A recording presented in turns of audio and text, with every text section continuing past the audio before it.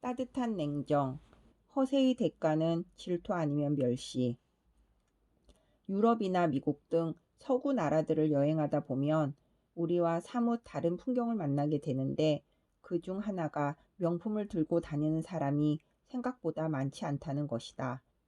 특히 미국이나 캐나다 쪽은 실용성을 추구하는 경향이 강해서 그런지 고가 브랜드를 들고 다니는 여성을 거의 찾아보기 어렵다. 특히 20대 젊은 층은 그저 간편하게 백팩 정도를 메고 다닌다. 그걸 아무도 초라하게 보지 않고 당연히 스스로도 그렇게 여기지 않는 분위기다. 지난 겨울 퇴근길에 직장인들로 붐비는 지하철을 탔다가 새삼 놀라고 말았다.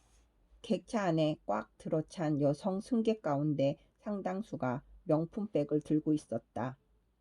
무슨 명품이 이렇게나 많을까 싶을 정도였다.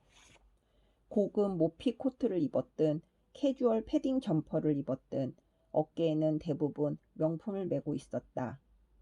물론 10만 원짜리를 사든 100만 원짜리를 사든 1천만 원짜리를 사든 모두 각자의 자유롭고 정당한 소비다.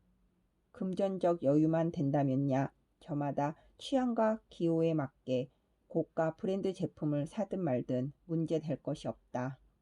하지만 너무 무리해서 그런 것에 매달린다면 개인적으로나 사회적으로나 부작용이 생길 수 있다. 가진 돈이 그만큼 안 되는데 남들에게 보여주기 위해 굳이 명품을 사야겠다면 그때는 할 수 있는 방법이 빚을 내는 일밖에 없다. 더 극단적으로 가면 범죄까지 저지를 수 있다. 경찰이 내는 범죄 사건 보도 자료를 보면 상당수 사례에 이런 설명이 있다. 본 사건 피의자는 명품을 사기 위해 범행을 도모했다고 진술했으며, 굳이 범죄까지는 아니더라도 가지고 싶은 명품을 마음대로 사고 싶어서 유흥업소 같은 데서 일한다는 사연도 언론에 단골로 등장하는 소재다. 어떤 수단을 동원하든 여건이 안 되는데 무리해서 추구한다면 결국 밖으로 내비치는 모습은 허세일 뿐이다. 여성들이 주로 몸에 걸치는 걸 과시 수단으로 삼는다면 남성들은 몰고 다니는 차로 허세를 부리는 경우가 많다.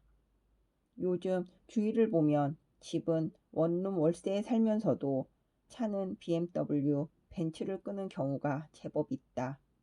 월세 내는 것도 빠듯할 텐데 무슨 돈으로 그런 차를 굴리는지 물어보면 결국 또 빚 이야기다. 마이너스 통장 대출을 받아 샀다는 사람도 있고 장기 렌트나 리스, 할부로 장만했다는 사람도 있다. 뭐든 결국은 다 자기 빚이다. 물론 취향의 문제이긴 하다. 어디에 살든 얼마를 벌든 차만큼은 좋은 걸 타고 싶은 취향일 수 있고 그걸 일방적으로 무시할 순 없다. 다만 월 소득이 150만 원인데 매달 차량 리스로 160만 원을 내야 한다면 이야기가 좀 달라진다. 이런 현상은 사실 한국이 좀 유난스러운 측면이 있다. 가까운 중국도 비슷한 데가 있는데 공통점은 뭔가 보여주는 것을 중시한다는 점이다. 미국만 봐도 어떻게 저런 차가 아직 굴러다니지? 싶을 정도로 낡은 차들을 사람들이 당당하게 몰고 다닌다. 그런 차에서 내린다고 무시하는 사람도 없고 차로 사람을 평가하는 경우도 드물다. 가방이든 시계든 마찬가지다. 좋은 걸 가졌으면 저 사람은 돈이 많나 보네 뭐.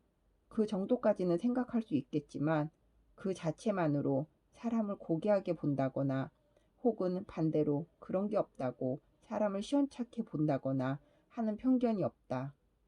오히려 비싼 걸 지나치게 많이 두르는 사람을 보면 약간 이상하게 보는 시각마저 있다. 외국 아울렛에서 명품 쇼핑백을 양손 가득 주렁주렁 들고 다니는 사람들은 대부분 중국인 아니면 한국인이다. 아예 아울렛에 도착하자마자 대형 트렁크부터 사서 거기에 온갖 상품을 쓸어 담는 경우도 볼 수 있다. 이를 본 현지인들은 간혹 썩소 같은 걸 보내는데 같은 동양인으로서 얼굴이 화끈거린다.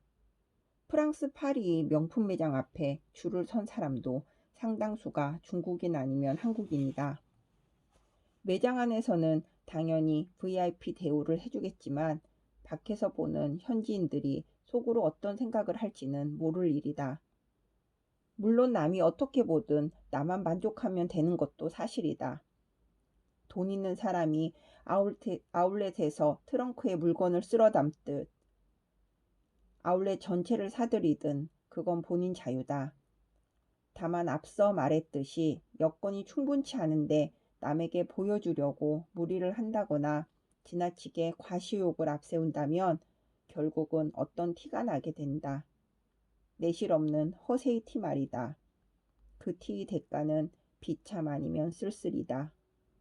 미치 앨범이 쓴 책 모리와 함께한 화요일을 보면 주인공 모리가 시한부 생을 마감하며 그런 메시지를 던진다. 높은 곳을 향해 뽐내려 들면 멸시를 당할 것이요. 낮은 곳을 향해 뽐내려 들면 질투를 부를 거라고. 기막힌 일침이다. 어느 쪽이든 결국은 본인 손해다. 멸시를 당하든 질투를 받든 양쪽 다 사는 게 고달파질 수 있다. 자존감을 높이겠다고 허세를 부렸는데 돌아오는 결과가 멸시라면 오히려 정반대 효과만 얻게 된다. 자존감은 철저히 더 무너질 것이다. 관심을 얻겠다고 허세를 부렸는데 돌아오는 결과가 질투라면 되레 정만 더 늘게 된다. 사람들은 갈수록 무관심으로 돌아설 것이다. 전자라면 비참해질 테고 후자라면 쓸쓸해질 것이다. 그야말로 우열을 가리기가 힘든 악수가 아닐 수 없다.